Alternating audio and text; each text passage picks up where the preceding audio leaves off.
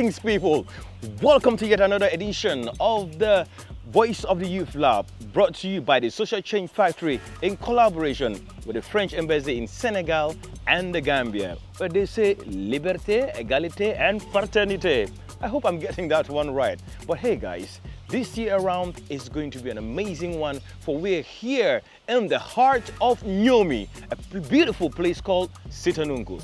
If you don't know where Sitanunku is, you may have to go on Google to find where Sitanunku is. But we're in this beautiful eco lodge and it's amazing. You thought I forgot to tell you my name, right? Of course I have not forgotten to tell you my name. My name is Andy Kema and I'm going to be your host for this particular event. Now, let's go back to this. This year, we are having 10 schools participating from all around the region, and we are having high school students participating in this year's Voice of the Youth Lab, brought to you by the Social Change Factory.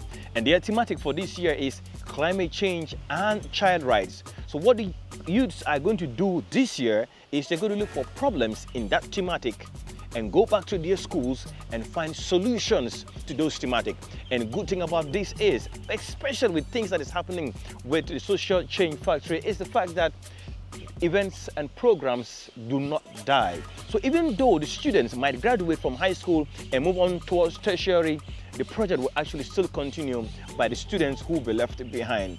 But now, as I said earlier on, there are 10 schools competing from around the region, and we are all here. Currently, we are having the boot camp.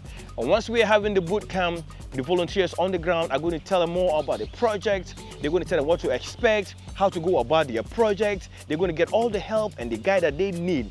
By the end of the day, only one school will emerge as a winner. We're looking forward to seeing what school in what region will emerge as a winner.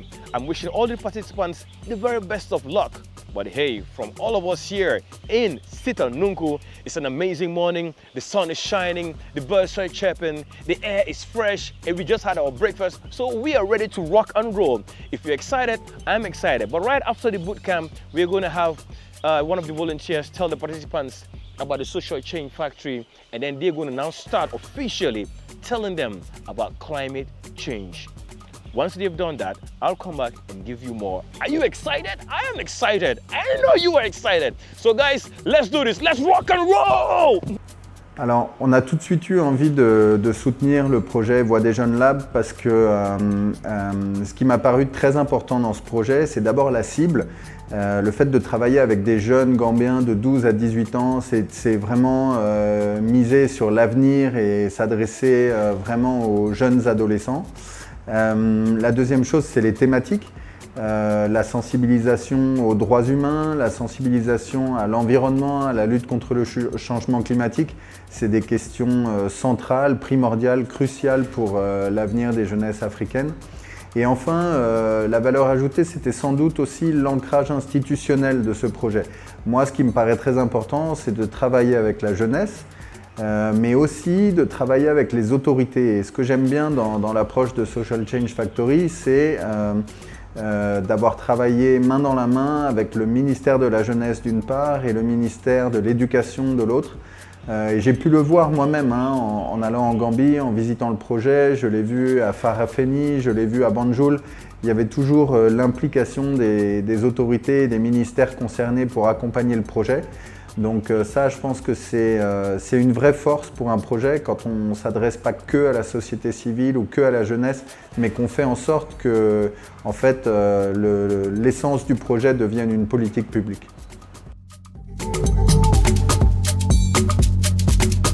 So let's look at the first day we've arrived here. It's about transporting them from all the regions, from their schools down to Jere Camp. Jere Camp is very far and it's not even within the community. You have access to the sea, you have access to good environment, and with this, they would be able to really immerse themselves in the culture of the boot camp. When we arrived here, it was really interesting because students were able to interact, students were able to have some team building games from their exercises, and you name it. And one thing that I really enjoyed was the fact that they were exposed to different training around the thematics that they were giving. You know that we are looking at climate change and child rights issues. We brought together trainers from the Child Protection Alliance to, of course, give them an idea around what child protection is all about and how child rights issues are affecting them in their schools. And of course, we also brought in another very important stakeholder from Green Up Gambia to also discuss with them how climate change issues are affecting them and how they will be able to tackle these problems in their various schools. At the bootcamp here, we tried to randomize the schools to make sure 5 of them are working on climate change and then another 5 are working on child rights issues.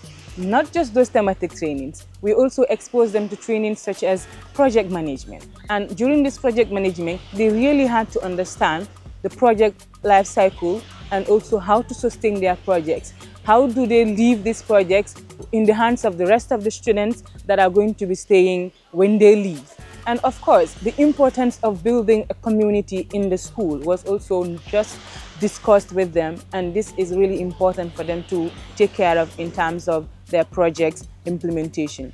And not just that, they were also exposed to really understand what social media merits would have them in the long run in terms of their project implementation. And today morning, of course, we're having very interesting sessions around entrepreneurship, around pitching, around project ideation, project idea development and all whatnot. And I think these are really good things for these young people coming from grade 11 and grade 12. You know, if they're exposed to this at this young age, it will be easier for them when they graduate from grade 12. It's not just about their subjects in the schools. It is also going to expose them to real life situations when they're done. So that is why this bootcamp is one of the most successful bootcamps for me along the line. Some of the other activities that we will be doing, of course, would include friendly games. Of course, we will be doing fishing. We will be also doing painting, because we are not in a community, but we are trying to create our own community in the bootcamp with the students that are here. I'm really thankful to all the teacher coordinators that are able to be part of us. They left all what they were supposed to be doing in their schools, and they are part of every single activity that we're organizing. And nobody is saying, wait, I'm a big guy and all that. So that's a big plus for us. And I also want to appreciate all the volunteers that are here with us to make sure this program is a successful one. Watch out for the rest of the activities.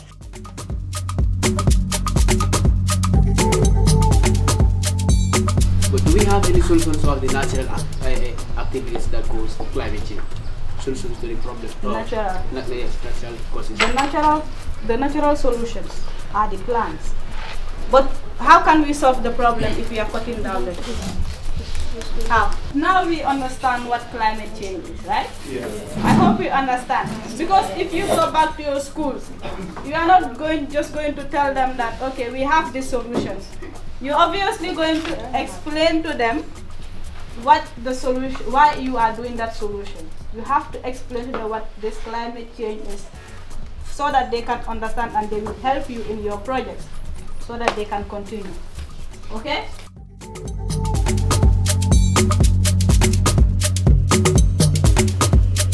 What was the name of the international body that was established immediately after the First World War?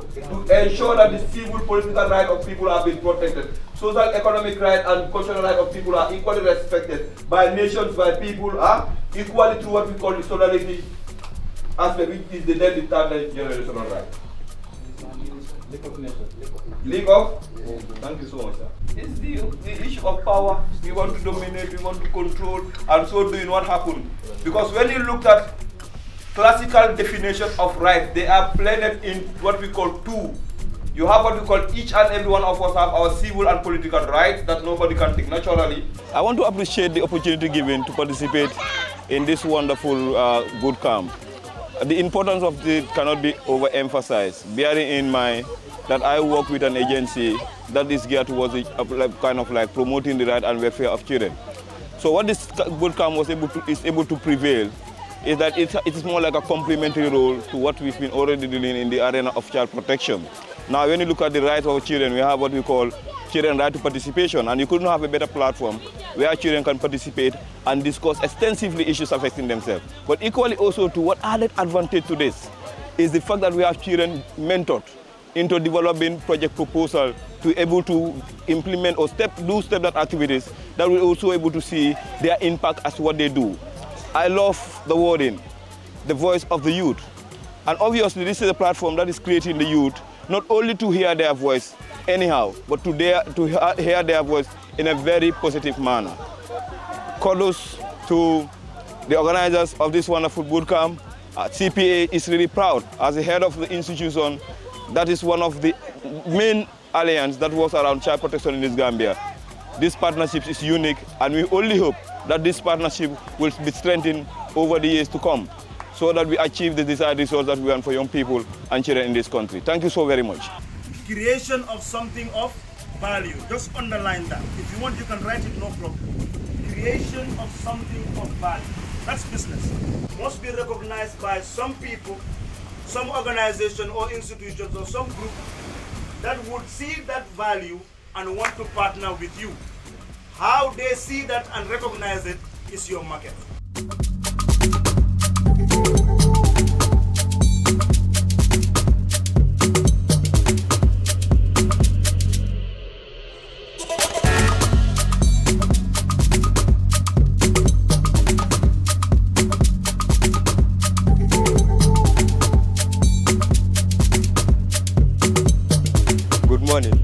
We are Team Soma. Our thematic area is climate change, and our two main constraint problems that we are currently having in our school environment is lack of waste management and lack of enough staff in our school environment. As you can see here in the diagram, this is how our environments look like. You see the rubbish and the plastic bags and the leaves, they are all compacted together inside the school environment, and that will affect our health. And when we burn them also, it will affect the atmosphere also. Due to that solution, we will try to provide dustbin to differentiate each rubbish so that some of them will use them for recyclation, like the plastic bag, and the leaves that can be decomposed will dig a hole and put them there so that for some minutes they will decompose, and when they decompose, we'll use them for our garden as a manure and will serve as an income. When there is enough water, when the environment is clean, there will be health life. Our Alhawa Tango Musaro Samalo Yurualdi. Okay.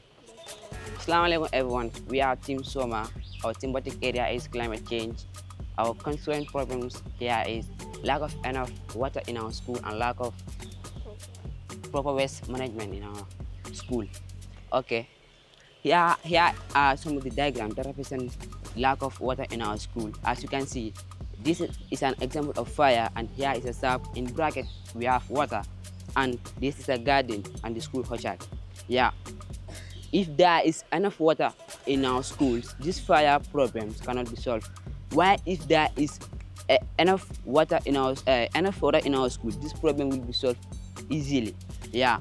And the garden here, the water, when we have enough water in our school, the garden, the crops that we grow there, it is going to grow well and serve as a good source of income. Yeah. And the school orchard here, the water is going to help us here. And the income that we find here, we can create another idea to generate our school orchard. Like this school orchard, it is going to help us. Like we can build a roof, and we just have some of the timbers just to beautify some of the place in our school. Yeah, and problems of water availability in our school. We have lack of enough tap. We have lack of enough tap in our school. When we are having lack of enough tap in our school, it is going to affect us. Yeah, in terms of our health or in terms of our gardens. Yeah, even the environment also, and lack of inadequate electricity supply, and lack of enough funding in our school. Assalamu alaikum to you all. We are Team Tadamun. Our thematic is climate change. Our project name is Seneya Bunda. I am Jabuke Kwante. She is Burimbai. He is Ibrahim Sow, and he is Abubakar Nje. And the problems we are facing in our school are no trees, lack of dustbin, and dirty toilets. And the causes of those problems we have in our schools are insufficient fund, unfavorable environment, and lack of cleaners. And the solutions we are taking And the solutions that we are going to take to solve these problems are buying enough dustbins, seeking help ideas on planting trees in unfavorable environments, provided funds to hair cleaners, involvement of key outside stakeholders like KMC, GreenUp, and other climate change related organizations, weekly set-setters, sensitizations, and others, and etc. The impact that these solutions will have is providing a clean, safe, and healthy environment in which students and other key stakeholders can live in, learn, and work at ease and free from all hazards. Our plans to sustain this project is written school policies about climate change related issues, introduction of climate change topics in school curriculum, contributions by teachers and guardians, awards and certificates, and showing everything that we have done and how it was done on social media so that we can encourage others to keep it on. Thank you. Good morning, everyone. We are the team of Farafenni Senior Secondary School. I am Khadijatu Kejao, representing North Bank at large. The problem that we discover in our school and community is school dropout due to forced marriage. And the solution that we want to preach to people is sensitizing them. By sensitizing people, we are the agent, we ask the agent of change. When we want to sensitize people, we will use it in a round table form where we will have the victims and the culprits. The victims are the ones that rights are violated, and the culprits are the parents of the victims that rights are violated. We sensitize them by telling them that every child has the right to education, every child has the right to development, every child has the right to participation, and every child has the right to protection. The second solution that we want to preach to them is that behavior change communication. If we want to change their behavior, we must go down to their level so that they can know we want to change their behavior. And changes cannot be done in 1 day or 1 hour, but several times. We'll be talking with them several times. In the community, marketplace, schools, and anywhere that gathering can be take place. I will allow my partner to collaborate more on the effects and the causes of school dropout due to forced marriage. I would like to elaborate more on what my partner was saying. Due to school dropout due to forced marriage. The causes of school dropout due to forced marriage are the illiteracy. This is the lack of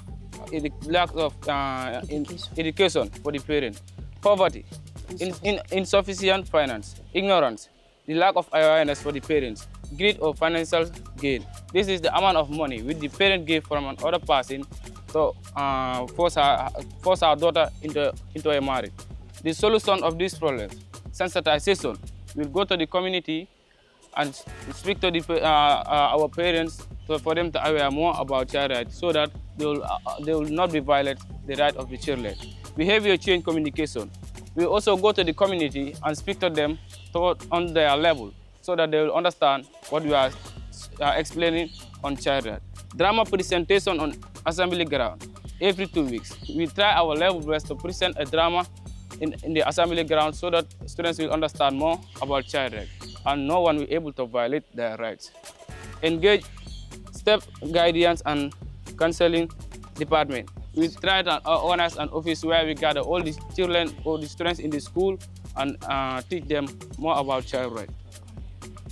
Engaging whole school in activities like leadership. We'll try to engage all the whole students in the school to participate in activities like child rights so that no one will be able to violate their rights. Assalamu alaikum to you all. We are Team Koba Kunda, Senior Secondary School from Bashe URR. I am Fatmata Binta Jalo. He is Cheno Kebe, he is Fode Wali, and she is Aisat J. Jalo. Our thematic area is child marriage, and Aisat J. Jalo will elaborate more on that. Okay, the problem we have in our school we are facing in our school is child marriage, and the causes are poverty, fear of teenage pregnancy and the like. And the consequences of child marriage are prolonged labor.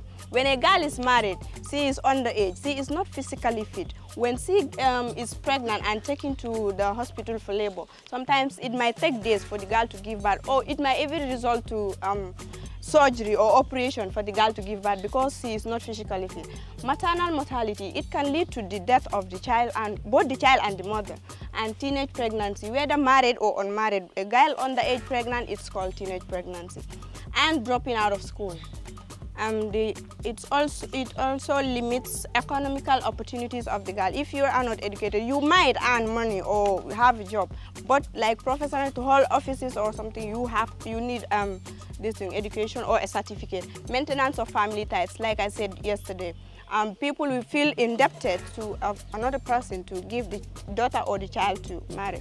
And the solutions we want to establish or come up with is establishment of voting lab club in our school, inter-club collaboration like the Human Rights Club or the Poetry Club or the Drama Club. When they are doing their actions or presentation, we could ask them to sensitize parents and students more about the issues of early marriage. Direct victim engagement, we talk to them to know whether if we want to help them if they are willing to come back to school. And stakeholders engagement like the school admin, the parents and the child care unit of the police department, something like that. And engaging the younger generation, like the LBS schools. Those people are younger, so we could tell them the issues now. So when they get to that place, they would be able to say no to those areas. And the aims we have, this is the impact, like this is a girl in a wedding dress. Now this is community outreach, and this is now the impact. The girl has come back to school. And the aims we have is to improving health outcomes. When we are able to sensitize them about the dangers or the issues of child marriage before they are married, like the younger generation, the parents and the children will be convinced to go back to school and live married. And reducing gender-based violence, because when it comes to mating, it has to be the consent of both the parties. So if the other one gives consent and the other one doesn't, it's called gender-based violence, it's violation.